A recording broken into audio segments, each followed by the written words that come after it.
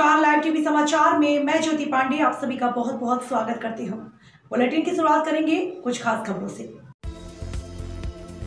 डग्गामारी से नाराज रोडवेज कर्मियों ने किया चक्का जाम। प्राइवेट बस चालकों ने रोडवेज कर्मियों से की हाथापाई।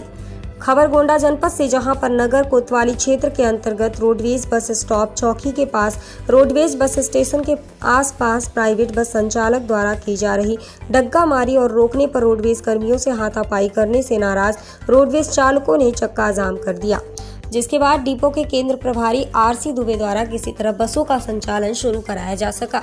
रोडवेज चालक संतोष मौर्य ने बताया कि बुधवार को भी सवारियों को बिठाने को लेकर प्राइवेट बस यूपी 43 T 9567 के चालक और मालिक से हाथापाई हो गई थी, जिसके संबंध में कोतवाली में तहरीर दी गई थी। गुरुवार को भी यूपी 43 AT 0577 के चालक परिचालकों द्वारा सवारियों को बिठाने के लिए बहस और विवाद किया गया है, जिसके चलते सभी रोडवेज की बसों का चक्का जाम कर संचालन ठप कर दिया गया।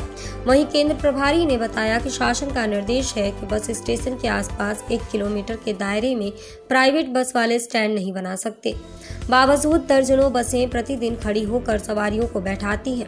इससे परिवहन विभाग को काफी नुकसान होता है, जिससे नाराज चालकों ने संचालन ठप कर दिया था, लेकिन समझाने बुझाने के बाद बसों का संचालन शुरू कराया गया है।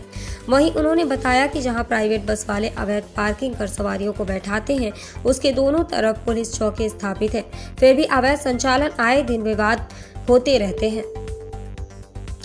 लाइव टीवी समाचार के लिए गोंडा से रामनारायण जायसवाल की रिपोर्ट। मामला काहे का आप लोग चक्का जाम किए थे? जी, हमारा नाम संतोष सिंह है, गोंडा प्रचालक।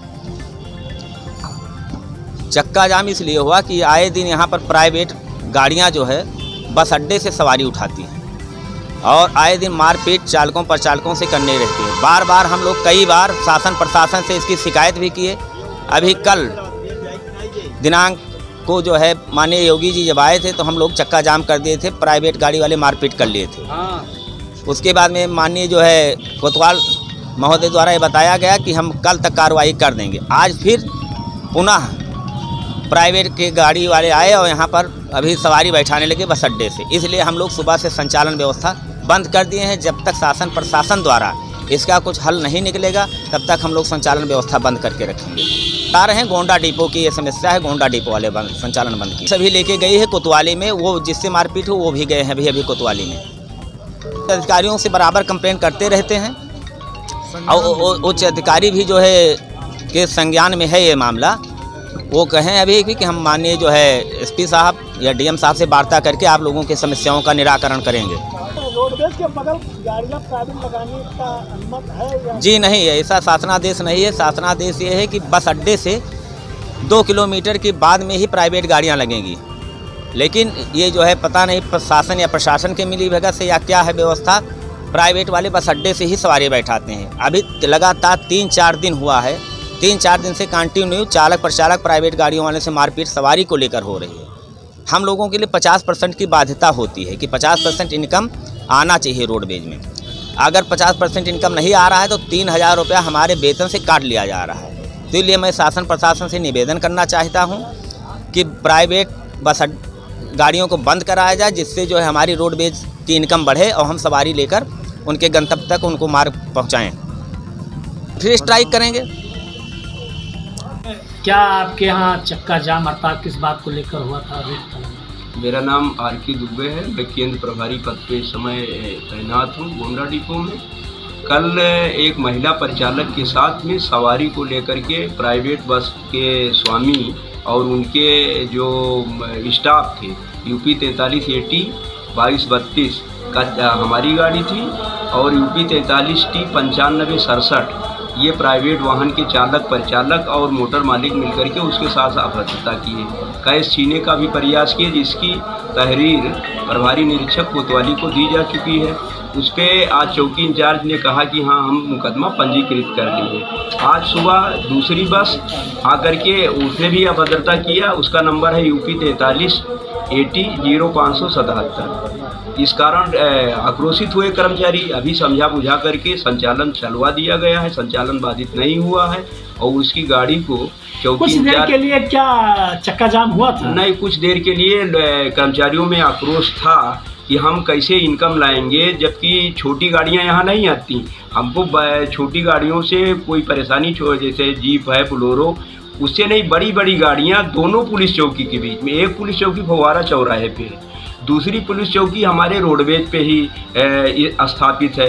दोनों बस पुलिस चौकियों के बीच में कम से कम 15-20 की संख्या में हमेशा बड़ी बसें खड़ी रहती हैं और उससे हमारी इनकम प्रभावित होती। यदि हमारा चालक परिचालक प्रयास करता है कि हम सवारियों को बैठाएं तो ये मारपीट पर आमादा हो जाते हैं।